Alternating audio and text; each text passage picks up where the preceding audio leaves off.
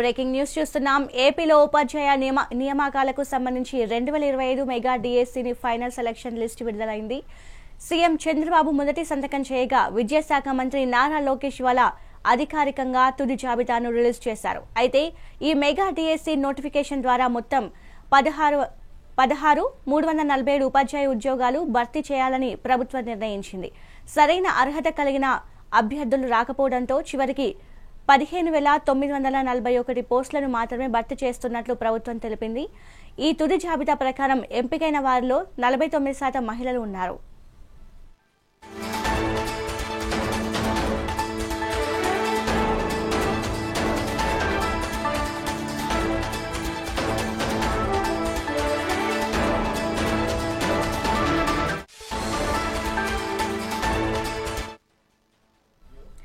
ఏపీలో ఉపాధ్యాయ నియామకాలకు సంబంధించి 2025 mega DSC final selection list విడుదలైంది.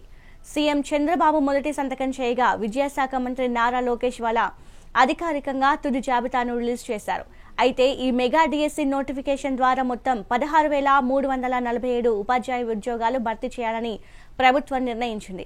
సరైన అర్హత కలిగిన అభ్యర్థులు రాకపోవడంతో చివరికి 15,941 పోస్టులను మాత్రమే భర్తీ చేస్తున్నట్లు ప్రభుత్వం తెలిపింది. ఈ తుది జాబితా ప్రకారం ఎంపికైన వారిలో 49% మహిళలు ఉన్నారు.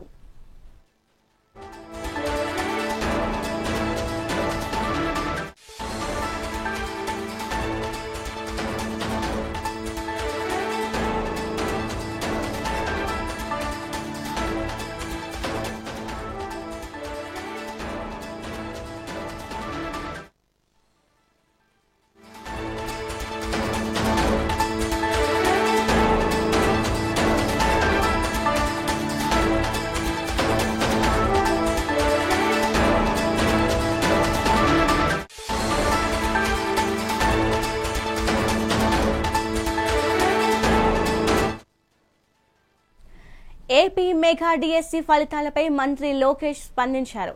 అర్హత సాధించిన అభ్యర్థులకు అభినందనలు తెలిపారు. మెగా డిఎస్సి వాగ్దానం నెరవేరిందని మంత్రి సంతోష్ వ్యక్తం చేశారు. బాధ్యతను మరింత పెంచిందన్నారు. హామీ ఇచ్చినట్టుగా ప్రతి ఏటా డిఎస్సి నిర్వహిస్తామని ఆయన అన్నారు. ఈసారి రాలేకపోయిన వారు నిరుత్సాహపడొద్దని అభ్యర్థులకు సూచించారు.